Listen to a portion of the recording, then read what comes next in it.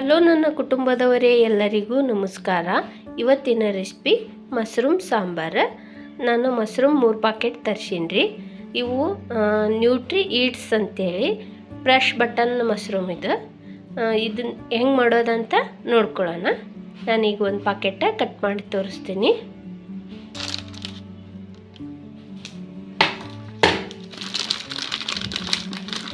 ನೋಡ್ರಿ ಪ್ಯಾಕಿಂಗ ಎಷ್ಟು ನೀಟಾಗಿ ಮಾಡ್ಯಾರ ಅಂತೇಳಿ. ಎಷ್ಟು ಫ್ರೆಶ್ ಅದಾವ ನೋಡ್ರಿ ಮಶ್ರೂಮು. ಇವನ್ನೆಲ್ಲ ಕ್ಲೀನ್ ಮಾಡ್ಕೊಳ್ಳೋಣ್ರಿ. ನಾವು ಮೊದಲು ಇದ್ರ ಮ್ಯಾಗಿಂದ ಸಿಪ್ಪಿನ ಈ ರೀತಿ ಕ್ಲೀನಾಗಿ ತಕ್ಕೋಬೇಕ್ರಿ.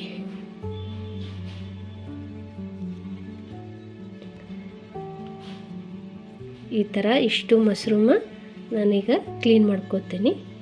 ಬರೀ ನೋಡೋಣ. ಈ ರೀತಿ ಎಲ್ಲ ನಾವು ಸಿಪ್ಪಿನ ಬಿಡಿಸಿಟ್ಕೊಂಡೀನಿ. ಈಗ ನಾನು ಇದನ್ನೆಲ್ಲ ಸ್ವಚ್ಛಾಗಿ ನೀರಿಗೆ ಹಾಕಿ ತೊಳ್ಕೊಳ್ಳೋಣ್ರಿ. ನಾನಿಲ್ಲಿ ಒಂದು ಪಾತ್ರೆ ಒಳಗೆ ನೀರು ತೊಗೊಂಡೀನಿ.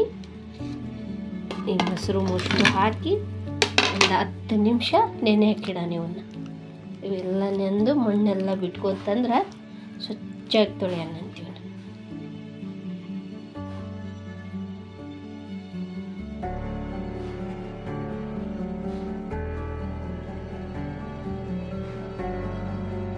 ನೋಡಿ, ನಾನು ಮಶ್ರೂಮ್ ಸಾಂಬಾರಿಗೆ ಮಸಾಲೆ ಪದಾರ್ಥನ ಜೋಡಿಸ್ಕೊಂಡೀನಿ. ಒಂದು 3 ಟೊಮೊಟೊ, ಒಂದು ಅರ್ಧ ಬಟ್ಲಷ್ಟು ಕೊಬ್ಬರಿ, ಬೆಳ್ಳುಳ್ಳಿ, ಈರುಳ್ಳಿ, ಸ್ವಲ್ಪ ಕಾಳುಮೆಣಸು, ಸಾಜೀರಿಗೆ, ಚಕ್ಕಿ, ಲವಂಗ 2, ಏಲಕ್ಕಿ 2, ಹಸಿ ಶುಂಠಿ. ಇದನ್ನಿಷ್ಟು ನಾನು ರುಬ್ಬಿ ಪೇಸ್ಟ್ ಮಾಡಿ ಇಟ್ಕೋತೀನಿ. ಈಗ ಮಶ್ರೂಮ್ ಎಲ್ಲ ಸಣ್ಣಕ್ಕೆ ಕಟ್ ಮಾಡಿ ಇಟ್ಕೊಂಡೀನಿ.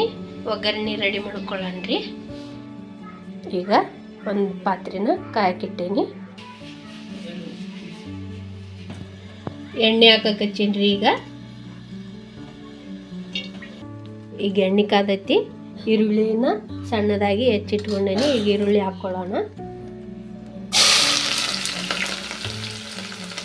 ಇದಕ್ಕೆ ಕರಿಬೇವು, ಸಾಸಿವೆ, ಜೀರಿಗೆ ಏನೂ ಹಾಕ್ಕೋಬಾರ್ದ್ರಿ. ನೋಡ್ರಿ, ಈರುಳ್ಳಿ ಬೆಂದೈತಿ. ಮಸಾಲೆ ಈಗ ಮಸಾಲೆ ಹಾಕ್ಕೊಳ್ಳೋಣ್ರಿ.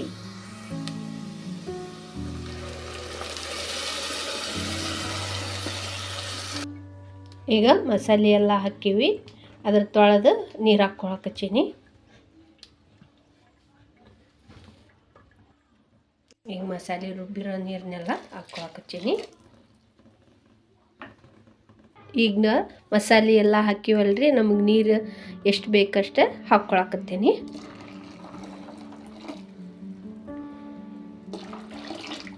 ನಾನೀಗ ಇಷ್ಟು ನೀರು ಹಾಕ್ಕೊಂಡೇನಿ. ರುಚಿಗೆ ಎಷ್ಟು ಬೇಕಷ್ಟು ಉಪ್ಪು ಹಾಕ್ಕೊಳಕತ್ತೀನಿ.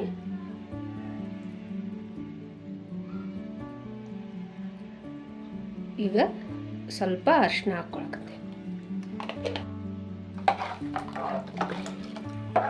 ನೋಡಿ, ಇಷ್ಟು ಗಟ್ಟಿ ನಾನು ಮಸಾಲೆನ ಮಾಡ್ಕೊಂಡೇನಿ. ಯಾಕಂದ್ರೆ ನಾವು ಅಣಬೆ ಎಲ್ಲ ತೊಳೆದಿರ್ತಾವಲ್ರಿ ಮಶ್ರೂಮ್ನ, ಅದು ನೀರು ಬಿಡ್ತಿರ್ತೈತಿ.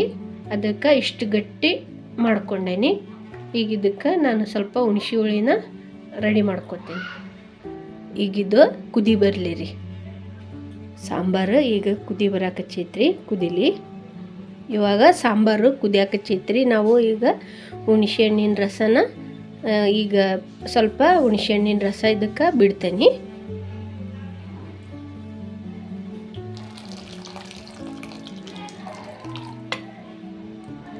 ಇವಾಗ ಸ್ವಲ್ಪ ಹುಣಸೆ ಹಣ್ಣಿನ ರಸ ಬಿಟ್ಕೊಂಡೆ. ನೋಡಿ, ಹುಣಸೆ ಹುಳಿ ಹಾಕಿಂದೆ ಈ ಥರ ಕುದಿ ಬಂದಿಂದೆ. ನಾವು ಅಣಬೆನೆಲ್ಲ ಕಟ್ ಮಾಡಿ ಇಟ್ಕೊಂಡಿರ್ತಾವಲ್ಲ, ಅದನ್ನಿಷ್ಟು ಹಾಕ್ಕೊಳಕ. ಈಗ ನೋಡ್ರಿ, ಈಗ ಅಣಬೆ ಅಷ್ಟು ಹಾಕ್ಕೊಳ್ತಾ ಇದ್ದೀನಿ.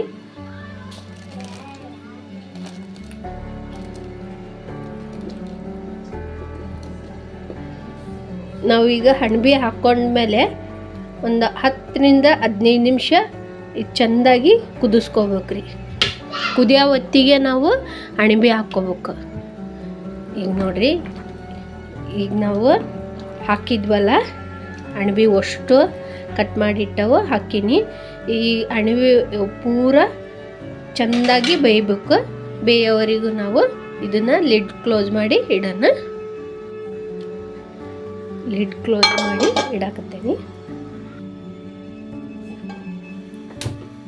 ನೋಡ್ರಿ ಈ ರೀತಿ ಅಣಬೆ ಸಾಂಬಾರು ಎಲ್ಲ ಕುದ್ದು ಬೆಂದವು. ಈಗ ಅಣಬೆನೂ ನಾವೀಗ ಸರ್ವ್ ಮಾಡಂಬರ್ರಿ.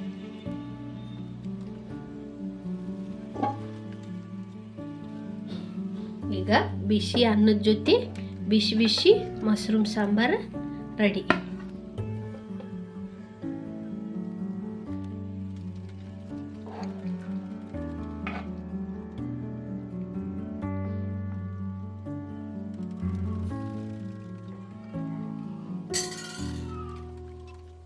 ನೋಡಿ ಬಿಸಿ ಬಿಸಿ ಅನ್ನದ ಜೊತೆ ಮಶ್ರೂಮ್ ಸಾಂಬಾರು ರೆಡಿ. ಈಗ ಟೇಸ್ಟ್ ಮಾಡೋಣ.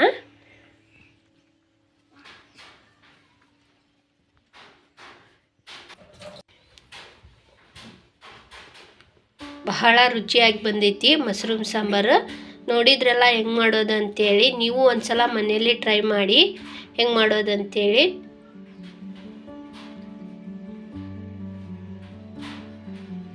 ನೀವು ಒಂದ್ಸಲ ಮನೆಯಲ್ಲಿ ಟ್ರೈ ಮಾಡಿ ಹೆಂಗೆ ಬಂತಂತೇಳಿ ಕಮೆಂಟ್ ಒಳಗೆ ತಿಳಿಸಿ. ಇನ್ನೊಂದು ಹೊಸ ರೆಸಿಪಿ ಒಂದಿಗೆ ಸಿಗ್ತೀನಿ. ಧನ್ಯವಾದಗಳು.